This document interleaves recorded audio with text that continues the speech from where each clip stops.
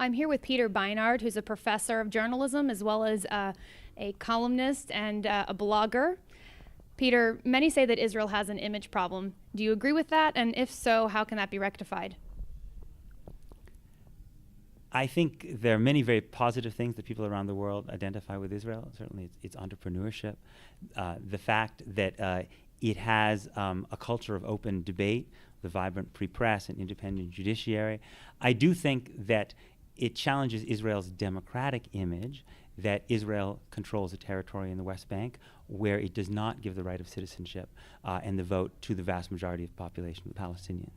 And I think that it will always be a problem for Israel's image if Israel is not, as its Declaration of Independence promises, offering equality, complete equality of citizenship irrespective of race, religion, and sex. And I think that Israel's image, although there are many positive aspects of it, Israel's image will get even better, it seems to me, if Israel can become, again, a country that offers the right of citizenship to all the people under its domain, because ultimately I think image flows from the reality of policies. You've suggested that people should divest from the West Bank in opposition of the policies there, settlement, expansion, etc. Do you believe that that will actually have any effect? I think it could. I would only support such a policy if it was in conjunction with an affirmation of the products and services of what I call democratic Israel, to show that we believe in Israel's right to exist as a democratic Jewish state. But yes, I think that if you look actually at the impact of the Palestinian settlement boycott that has been led by Salam Fayyad, and there have been some major companies that have actually moved within the Green Line as in response to this. There was an interesting piece about this in the Washington Post a couple of years ago about companies that had moved inside the Green Line. I think we need to try to think about how to incentivize people, both businesses and Israelis, to stay within democratic Israel, and even to think about going back to within democratic Israel. But doesn't this just deepen enmity between the two sides? No, I don't think so. I think that the best route to peace between two sides is two states living side by side. And I think that the route to permanent war is the permanent occupation of the West Bank, in which there is a struggle for the character of that one state. I've interviewed many different politicians across the political spectrum, and even some of those on the left of center agree that the settlement expansion is a hindrance to peace, but they say that it actually does a disservice to Israel and a disservice to the Palestinians to make that issue the issue. How do you respond to that? I don't think it's the issue. I think there are other issues as well. I think there has been on the Palestinian side, certainly the Palestinian resort to terrorism has been, as I call in my book, grotesque and unforgivable, and certainly undermined the peace process a great deal. There is a troubling Palestinian tendency to not recognize the depth of the historic Jewish connection to the land of Israel. But I think the problem with settlement growth is it actually pushes Palestinians in exactly the direction we don't want them to go. Every time Israel essentially subsidizes more Israelis to move into the West Bank, deepen settlement, it makes Hamas and Hezbollah's life easier, because Hamas and Hezbollah say, see, there will be no Palestinian state. We must struggle to destroy Israel as a Jewish state. And it undermines those Palestinian leaders like Salam Fayyad and Mahmoud Abbas, who I think actually who do believe in the two-state framework, because it eats away at the possibility of the state that they want to create. In your book, The Crisis of Zionism, you deal with the crisis in Israel and the crisis in the United States, but you don't deal with the crisis inside the Palestinian Authority. There's a deepening rift between Hamas and Fatah. As you mentioned, those leaders, Salam Fayyad and Palestinian Authority Chairman Mahmoud Abbas, are having a hard time getting back to the negotiating table, having a hard time reconciling all of the different factions inside the West Bank. How come you don't focus on those issues also plaguing the Palestinians? Well, my primary interest and, frankly, commitment is the state of Israel and to the Jewish people. So just like Daniel Gordis called his book Saving Israel, even though he had lots of criticisms of the Palestinians, and Gershom Gorenberg called his book The Unmaking of Israel, even though he had lots of criticisms of the Palestinians, I called my book The Crisis of Zionism, even though I do criticize Palestinian leaders in many, many points throughout the book. I think you're right, there's a division amongst the Palestinians between Fatah and Hamas.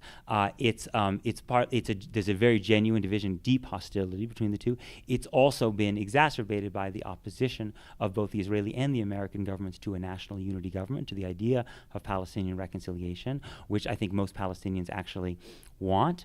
Are they doing enough to get there, in your opinion? I think that there are powerful forces in both Hamas and Fatah that don't want a reconciliation.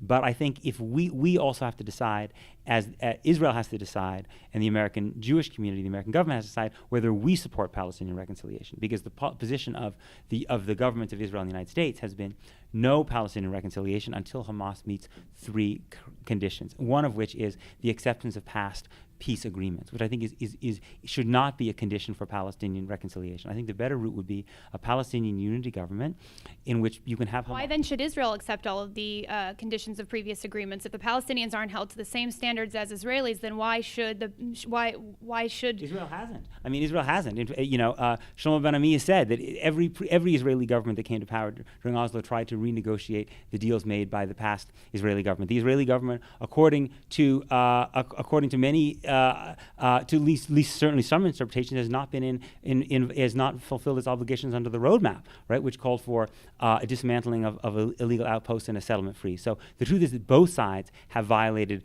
obligations they made both during Oslo and more recently during the roadmap. Finally, Israel did halt settlement construction for a period of time, but that did not encourage the Palestinians to come back to the negotiating table. Instead, they pursued international channels like going to the United Nations in an appeal for statehood. Do you agree with that pursuit? And also, how can Israel and the Palestinians finally come back to the negotiating table? Is the onus, in your opinion, purely on Israel? No, I don't think the onus is purely on Israel. It's important to, I think, about when you talk about the settlement freeze, to note that actually in the year of the settlement freeze, which was 2009, there was actually more building of settlements than there was in 2008. And that's because the settlement freeze made an exception for buildings where foundations had already been laid. And so there was a huge amount of foundation building up until the freeze and then building upon those foundations during those 9 months. So in fact, there really wasn't much of a slowdown in settlement building during that time. The dirty little secret is that there actually have been negotiations even without a settlement freeze. There was 5 meetings in Jordan in January. There were a series of meetings last summer, some of them according to the report, Shimon Peres was involved in Saab Erekat. I think that I think the Palestinians should be willing to negotiate without a settlement freeze, but I think the other key thing that has to happen is that the Netanyahu government has to say that they support the parameters of 67 lines plus swaps. They have to be in the same ballpark as Olmert was and Barak was. The Palestinians negotiated with Olmert without a settlement freeze. It's important to remember. Why did they do that? I think because they believed that he was in the same ballpark in terms of a Palestinian state on the vast majority of the West Bank. And given Netanyahu's response to Obama's May 2011 speech, where he talked about 67 lines plus swaps, I think there are real questions about whether this Israeli government actually does support that framework.